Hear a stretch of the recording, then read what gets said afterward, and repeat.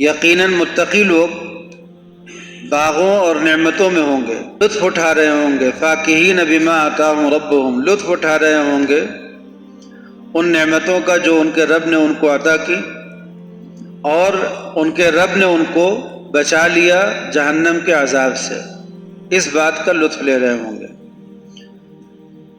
ان سے کہا جائے گا کہ خوب مزے سے کھاؤ پیو، کلو واشربو ہنیئا، مزے سے کھاؤ پیو، بالکل ٹھاٹ سے۔ دنیا میں جو آدمی کھاتا پیتا ہے، ایک لڑکا کما کر کے اس لائق ہو جاتا ہے کہ اب اس کو اچھی جاب مل جاتی ہے، تو پہلے اس کی آمدنی تھی 10,000 12,000، اچھی جاب مل گئی، 60,000 70,000 1,00,000 کی جاب مل گئی، اس نے ایک مکان خرید لیا، ایک گاڑی خرید لی، اب اپنے گھر والوں کو لے آیا کہ آؤ آ کر کے یہاں پہ آپ لوگ رہو اور کھاؤ پیو، اب عیش کرو، یہی ہے نا، کھاؤ پیو عیش کرو۔ کیوں عیش کرو؟ اس لیے کہ اب میری ایک زبردست جاب لگ گئی ہے اور پیسے ہی افراط ہے، کھاؤ پیو جتنا جی چاہے کھاؤ۔ لیکن اس میں ہنی ان کا لفظ نہیں آ سکتا، کھاؤ پیو مگر ڈرتے رہو جاب چلی نہ جائے، اس میں ڈر بھی ہے، جاب چلی جائے گی تو بالکل کنگال ہو جائیں گے، سڑک پر آ جائیں گے۔ یہ والا نہیں ہے کہ مزے کرو ٹھاٹ سے۔ دوسری چیز کیا ہوتی ہے کہ جاب جائے یا نہ جائے، صحت چلی جائے، صحت چلی جاتی ہے تو بھی سارا مزہ ختم ہو جاتا ہے۔ صحت بھی رہے مگر زندگی نہ رہے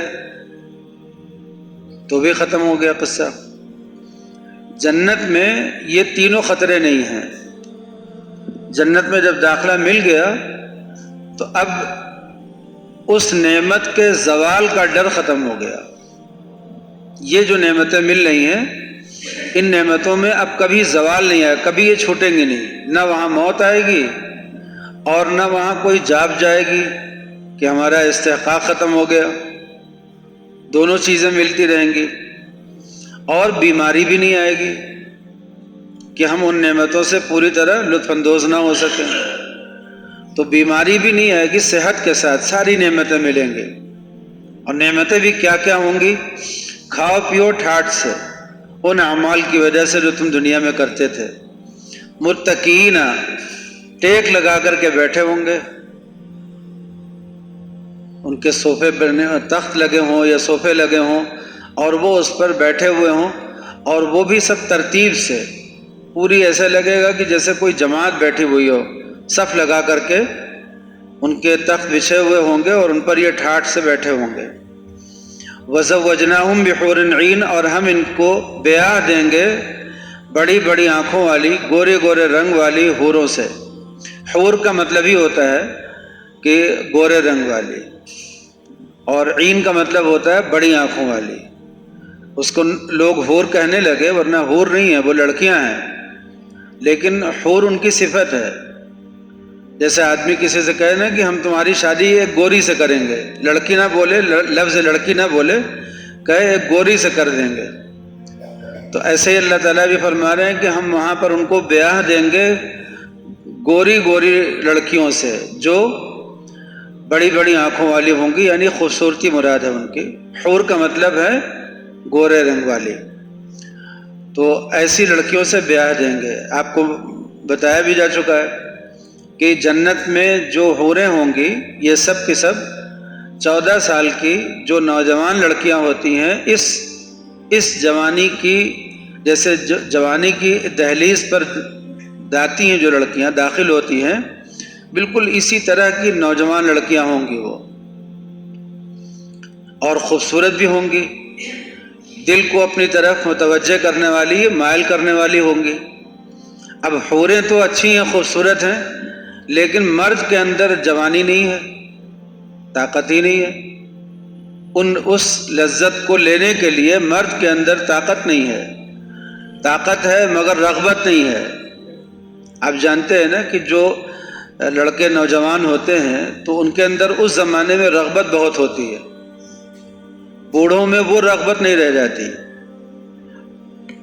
رغبت بھی ہوتی ہے بچوں جوانوں میں، اور اس کے بعد اس رغبت کو پورا کرنے کی خواہش بھی ہوتی ہے، یعنی میلان بھی ہوگا، پھر اس کی طرف جذب بھی ہوگا، کوشش بھی ہوگی، اور جب وہ اسے حاصل کر لیتے ہیں تو اس کو اس لذت کو پانے کی بھی طاقت ہوتی ہے۔ بوڑھے لوگوں میں لذت کا احساس تو ہوتا ہے، وہ پچھلی یادیں تو ہوتی ہیں، مگر اس کو پورا کرنے کی، پانے کی جو کی طاقت ہوتی ہے وہ نہیں ہوتی۔ اور اگر کوئی بیمار ہو جائے ساتھ ساتھ، ایک تو بڑھاپا ہے، دوسرے بیماری ہے، بیماری انسان کو بالکل ہی ناکارہ کر دیتی ہے، طبیعت ادھر سے ہٹا دیتی ہے، نفرت ہونے لگتی ہے عورت سے، وحشت ہونے لگتی ہے بیوی سے، اس لیے کہ جس لذت کے لیے نکاح کیا وہ لذت مل نہیں رہی ہے، اس کو حاصل کرنے پر قدرت نہیں ہے، تو مرد کے اندر ایک نفرت سی پیدا ہوتی ہے، ایک وحشت سی پیدا ہوتی ہے، ایک دوری سی پیدا ہوتی ہے۔ یہ ایک کیفیت ہوتی ہے دنیا میں، لیکن آخرت میں جو مرد ہوگا، جو مومن جنت میں جائے گا، اس کے اندر جو مردانہ طاقت ہے وہ اس کو بیان اس طرح سے کیا گیا کہ کم از کم 30 مردوں کی جو طاقت ہوتی ہے، ایسا کوئی جوان مرد ہو 33 سال کا، جو بالکل جس کو کہتے ہیں جوانی اپنے عروج پر جب ہوتی ہے، تو وہ عمر کیا ہوتی ہے؟ 30، 32، 33، 34، 35، یہ جو عمر ہوتی ہے یہ جوانی اپنے عروج پر ہوتی ہے، شباب بالکل اپنے عروج پر ہوتا ہے۔ اس سے پہلے جو جوانی ہوتی ہے وہ جو شروعات کی ہوتی ہے، 15 سال کی، 16 سال کی، 20 سال کی، یہ جوانی تو ہوتی ہے مگر یہ عروج نہیں ہوتا اس کا، یہ شروعات ہوتی ہے، اور شروعات کی جو جوانی ہوتی ہے اس میں پوری لذت نہیں مل پاتی، اس لیے کہ انسان کو نہ تجربہ، نہ اندازہ، لذت لینے کا جو مقصد ہے وہ مقصد بھی اس کا پورا نہیں ہوتا، کچھ بھی ابھی نا تجربے کار ہوتا ہے۔ تو وہ جو دور ہوتا ہے ابتدائے جوانی کا مرد کے لیے، وہ جو دور ہے وہ دور پوری لذت کا نہیں ہوتا، لذت تو اسے ملتی ہے لیکن اس لذت کا پورا احساس نہیں کر پاتا، اس کی ساری قوتیں بیدار نہیں ہو پاتی۔ اور جب انسان 27 سال، 28 سال، 29 سال، 30، 32 اس عمر میں ہوتا ہے، 33 سال تک کہا جاتا ہے کہ انسان اپنی جوانی کے بالکل عروج پر جاتا ہے، اور اگر صحت اچھی رہتی ہے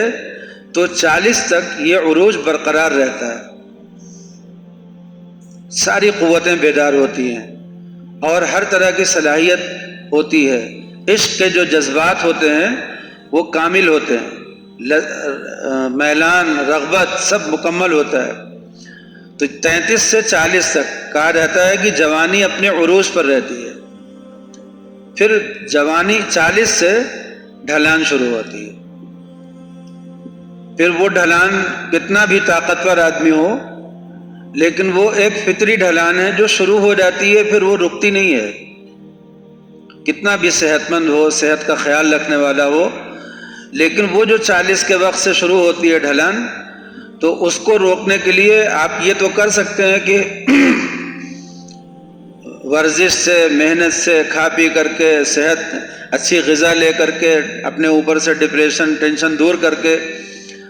آپ کچھ معمولات وغیرہ کا اہتمام کر کے یہ تو کر سکتے ہیں کہ اس رفتار کو ذرا ہلکی رکھیں، لیکن وہ ڈھلان پر گاڑی چل پڑی، 40 سے 60 تک رفتار جاری رہتی ہے ڈھلان کی، لیکن آہستہ آہستہ چلتی رہتی ہے، روز روز آدمی بڑھاپے کی طرف جاتا رہتا ہے۔ پھر جب 60 سال کی عمر ہو جاتی ہے تو شروع ہوتا ہے وہ والا دور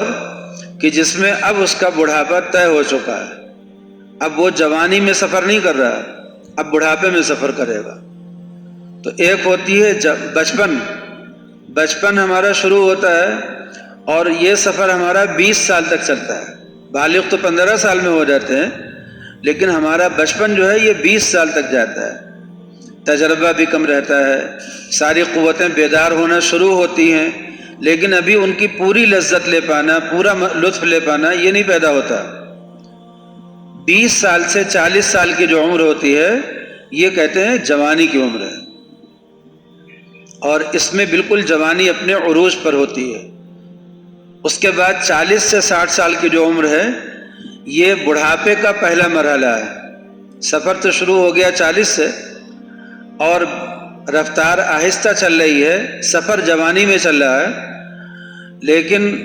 جیسے ہی 60 سال کے ہوئے اب جو سفر ہے یہ بڑھاپے میں شروع ہو جاتا ہے۔ اب عمر اللہ تعالیٰ جتنی بھی دے دیں، 70 دے دیں، 80 دے دیں، 90 دے دیں، 100 دے دیں، لیکن جو 60 سال سے سفر شروع ہوتا ہے یہ پورا سفر بڑھاپے میں ہوتا ہے۔ جیسے کہ بچپن پیدائش کے بعد سے 20 سال تک سفر جو ہوتا ہے بچپنے میں ہوتا ہے، بالکل ایسے ہی 60 سال سے لے کر کے اس کے آگے کی جو عمر ہے یہ سفر ہوتا ہے بڑھاپے کا سفر۔ اب جو لوگ اس کو اپنی اس صحت کو حاصل کر سکتے ہوں، برقرار رکھ سکتے ہوں، بہت سے لوگ ہوتے ہیں 80 سال کے ہو جاتے ہیں اور ان کی جوانی برقرار رہتی ہے، قوت برقرار رہتی ہے۔ پالن حقانی صاحب جو تھے عالم تو تھے نہیں، لیکن بہت سے لوگوں نے ان کی تقریریں سنی ہوں گی، ان کے بیانات سنے ہوں گے، ان کی کتابیں پڑھی ہوں گی۔ گجرات کے تھے، قوال تھے،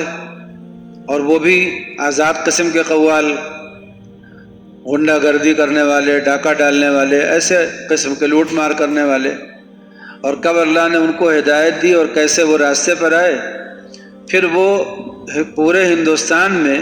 ایک علامت بن گئے۔ پالن حقانی صاحب ایک علامت بن گئے، ایک پہچان بن گئے علماء حق کے۔ پڑھے لکھے نہیں تھے، لیکن قرآن پاک کی آیتیں جب پڑھتے تھے تو اس کی آیت نمبر اور صفحہ نمبر اور سورت نمبر سب بتاتے تھے۔ جب کوئی حدیث سناتے تھے تو اس حدیث کا حوالہ پورا سناتے تھے، کس کتاب میں کس نمبر پر یہ، کس صفحے پہ یہ حدیث ہے، اور ہر بات حوالے کے ساتھ کرتے تھے۔ تو ان کی ایک شادی ہوئی تھی گجرات میں، وہاں پر ان کے بچے تھے، وہ بچے بھی بوڑھے ہو گئے، بہت کا انتقال بھی ہو گیا ہوگا، لیکن پھر انہوں نے دوسری شادی کی فتح پور میں، کانپور کے پاس جو ضلع فتح پور ہے اس میں، اور ایک بیوہ سے شادی کی انہوں نے۔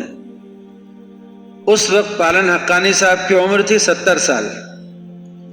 ان کو ضرورت تھی خادمہ کی، تو انہوں نے خدمت گزار کی کہ کوئی محرم خدمت گزار ہو، ان ضرورت تھی اس کی، تو ایک بیوہ تیار ہو گئی ان سے نکاح کرنے کے لیے۔ اب نکاح کر لیا ان سے تو اللہ تعالیٰ نے حقانی صاحب کو 5 اولادیں دیں ان سے۔ 70 سال کے تھے، ایک لڑکا پیدا ہوا، اگلے سال پھر ایک لڑکا پیدا ہوا، اگلے سال پھر ایک لڑکا پیدا ہوا۔ اس کا مطلب یہ ہے کہ 70 سے 75 سال تک ان کو لگاتار اولاد حاصل ہوتی رہی۔ اللہ تعالیٰ کی نعمت ہے، جس کو جیسے چاہیں عطا فرما دیں۔ تو صحت کا اگر خیال رکھا جائے تو اس بڑھاپے میں بھی جوانی کے کچھ آثار رہ جاتے ہیں اور مل جاتے ہیں۔ ابراہیم علیہ السلام کو تو 90 سال کی عمر میں اولاد ملی، ان کی بیوی 80 سال کی حضرت سارہ، اور ابراہیم علیہ السلام 90 سال کے تھے، اور اس وقت اللہ کی طرف سے بشارت ملی کہ ایک اولاد ملنے والی ہے۔ ابھی سورہ زاریات میں گزرا ان کا واقعہ، اور انہوں نے کہا کہ میں تو بڑھیا بانجھ، 80 سال کی عمر ہو گئی، ابھی تک تو کوئی اولاد ہوئی نہیں، اب کیا ہوگی، اب تو ساری چیزیں ختم ہو گئیں۔ لیکن اللہ تعالیٰ نے، فرشتوں نے کہا کہ گھبراؤ نہیں، اللہ نے کہا ہے تو ہوگا۔ اور پھر اللہ کے حکم سے اسحاق علیہ السلام پیدا ہوئے، اللہ کے پیغمبر بنے۔ تو بات یہ ہو رہی تھی کہ جو جنت میں متقین جائیں گے جنت میں، ان کو اللہ تعالیٰ جو کھلائیں گے پلائیں گے جنت میں، اس کھانے پینے کے ساتھ ڈر نہیں ہوگا۔ کس بات کا ڈر؟ صحت کی خرابی کا۔ کس بات کا ڈر؟ نعمت کے چھوٹ جانے کا ڈر، موت کے آ جانے کا ڈر، جاب کے ہٹ جانے کا ڈر۔ یہ سب ڈر وہاں نہیں ہوگا کہ نوکری چلی جائے گی، استحقاق ختم ہو جائے گا۔ بس یہ ہوگا کہ بس عیش کرو، مزے کرو، جو جی چاہے کھاؤ پیو بس۔ اب دیکھیے کھانے پینے میں جب آدمی کی صحت خراب ہوتی ہے تو کھانا پینا بے مزہ ہو جاتا ہے نا، وہاں پر صحت خراب ہونے کا کوئی مسئلہ بھی نہیں ہے۔ دوسری چیز کیا ہوگی کہ ان کو جو بیویاں ملیں گی، جو دنیا میں جو بیویاں ہیں، یہ بیویاں بھی وہاں پر حوروں کی سردار بنا کر کے دی جائیں گی۔ حوروں کی سردار بنا کر کے، یعنی جس طرح سے یہ جنتی جو مرد ہے یہ اس جنت کا مالک ہوگا، ایسے ہی اس کی جو بیوی ہوگی وہ اس جنت کی مالکہ ہوگی۔ یہ دونوں بادشاہ کی طرح، جیسے کوئی بادشاہ ہوتا ہے اور اس کی ایک رانی ہوتی ہے، ملکہ ہوتی ہے، اس طرح سے یہ جنت میں رہیں گے میاں بیوی، اور بیوی کا جتنا عیب ہے جو یہاں پر ہوتا ہے دنیا میں، یہ سارا عیب اللہ تعالیٰ وہاں ختم کر دیں گے، انہیں جنت کی طرح تیار کریں گے، جنت میں رہنے والوں کی طرح تیار کریں گے، جس میں کوئی کمزوری نہیں ہوگی، کوئی عیب نہیں ہوگا، کسی طرح کی کوئی گندگی اور ناپاکی نہیں ہوگی۔ عورتیں یہاں پر ناشکری کرتی ہیں، زبان سے نامناسب جملے اپنے شوہر کو بولتی ہیں جس سے شوہر کو تکلیف ہوتی ہے، وہ بھی نہیں ہوگی۔ زبان کی جو خرابی ہوتی ہے وہ بھی ٹھیک ہو چکی ہوگی، جو ان کو ایک ناپاکی ہر مہینے آتی ہے وہ ناپاکی بھی ان کی ختم ہو چکی ہوگی، بالکل پاک صاف کر کے ازواج مطہرہ، پاکیزہ بیویاں بنا کر کے دی جائیں گی۔ اور قوت کیسی؟ جیسے مرد کو قوت ہوگی کہ 30 مردوں کے برابر ایک طاقتور مرد ہوگا، ایسے ہی جو حور عین ہوتی ہیں تو ان حوروں سے زیادہ خوبصورت بنا کر کے یہ بیوی دی جائے گی، ان حوروں سے زیادہ شاندار اور خوبصورت بنا کر کے یہ بیوی جنت میں دی جائے گی۔ لوگ کہتے ہیں کہ بھائی بیوی یہی بیوی اگر جنت میں ملے گی تو بڑی تکلیف رہے گی، تو اس لیے ہم نے آپ کو بتایا کہ یہ بیوی تو ملے گی، مگر اس بیوی کی ساری کمزوریاں ختم کر کے، سارے عیب دور کر کے، اور جنت کی حوروں کی طرح بلکہ ان سے بہتر شکل میں اللہ تعالیٰ یہ بیوی عطا کریں گے اور اس کو جنت کی مالکہ بنائیں گے، اور وہاں پر کسی قسم کی کوئی اذیت، کوئی تکلیف نہیں پیش آئے گی جنت میں۔ تو اب کیا ہوگا؟ ان المتقین فی جنات و نعیم، متقی لوگ جنتوں میں ہوں گے، نعمتوں میں ہوں گے، لطف لے رہے ہوں گے ان نعمتوں کا جو ان کے رب نے ان کو عطا کی ہیں۔ اور وہ نعمتیں کیا ہوں گی؟ جنت کی نعمتیں کیا ہوں گی؟ ان کے بارے میں پہلا جملہ تو یہ ہے کہ جو نعمتیں جنت میں ہوں گی ان کا ایک تصور اپنے دماغ میں لائیں، تو انسان تصور جب بھی کرے گا تو دنیا ہی کی کسی نعمت سے تصور کرے گا۔ جیسے جب پھل ہوگا، پھل کا تذکرہ ہے کہ جنت میں پھل ہوں گے، تو دنیا کا سیب دیکھے گا، پھر سوچے گا کہ شاید یہی سیب اور بڑا ہو کر کے ملے، بڑا بڑا مل جائے، تو سوچتا ہے کہ یہاں تو ہم کھا نہیں پاتے سیب، شوگر کے مریض، اس کے مریض، اس کے مریض سیب کا مزہ ہی نہیں لے پاتے۔ جنت میں یہی چیز ملے گی تو کیسے کھا پائیں گے؟ کیا کریں گے؟ کیا مزہ لے لیں گے؟ کتنا سیب کھا لیں گے؟ آدمی ایسے سوچتا ہے کہ کتنا کھا لیں گے۔ انار یہی جنت میں ملے گا، تھوڑا بڑا مل جائے گا، اور کیا ہوگا، اور تھوڑا مزیدار ہو جائے گا، لیکن ایسا ہے نہیں۔ جنت کی نعمتیں، اس کو جب تصور میں لانا ہو تو ایسے سوچنا چاہیے کہ دنیا میں جتنی نعمتیں ہیں ان سب کو تصور میں لائیں، دنیا میں جتنی نعمتیں ہیں ان سب کو تصور میں لائیں، سوچیں، اس کے بارے میں غور کریں کہ یہ ساری نعمتیں کتنی کدورتوں کے ساتھ ہیں، کتنی تکلیفوں کے ساتھ ہیں۔ کوئی نعمت بھی دنیا کی ایسی نہیں ہے جس میں بہت زیادہ مشقتیں نہ ہوں، پہلے بھی اور بعد میں بھی۔ آپ ایک عمدہ قسم کا سیب جو ہے جو دنیا میں کہیں بھی پایا جاتا ہو، اس سیب کو حاصل کرنے کے لیے کوشش کیجیے کہ مجھے وہ سیب ملنا چاہیے۔ وہ پیسے سے ملے گا؟ پیسے محنت سے ملیں گے۔ کتنی مدت میں پیسے کما کر کے اس قابل ہوئے ہیں کہ وہ سیب جو کسی فلاں ملک میں پایا جاتا ہے وہ سیب ہم کھا سکیں۔ اب جب اس سیب کو کھانے بیٹھے تو اس کی لذت کتنی، ایک لمحے کی، اور پھر اس کو پیٹ میں جانے کے بعد، وہ تو زبان سے اترتے ہی مزہ ختم، پیٹ میں جانے کے بعد اب انتظار کیجئے کہ پاخانہ ہو، وہ پاخانہ بن جائے، پاخانہ بننے کے بعد وہ پاخانے کے راستے سے نکلے تو اس سیب کو حاصل کرنے سے پہلے کیا کیا مشقتیں کی ہیں، کتنی محنت کی ہے، جان توڑ محنت کی ہے، صحت خراب کر لی ہے، تب جا کر کے اس قابل ہوئے ہیں کہ اب اگر ہمارا جی چاہے تو ہم دنیا کا کوئی سیب کہیں سے بھی لے سکتے ہیں، منگا سکتے ہیں، آرڈر دے سکتے ہیں۔ لیکن اس جگہ تک پہنچنے کے لیے جو محنت کی ہے، جو صحت خراب کی ہے، ان سب کو جوڑ لیجئے پورا، تو یہ مشقتیں پہلے کی، اور ایک لمحے کی لذت، اس کے بعد اس کو ہضم کرنے کی مشقت۔ شوگر کا مریض ہوتا ہے تو کہتا ہے کہ ہم تو کھا ہی نہیں سکتے سے،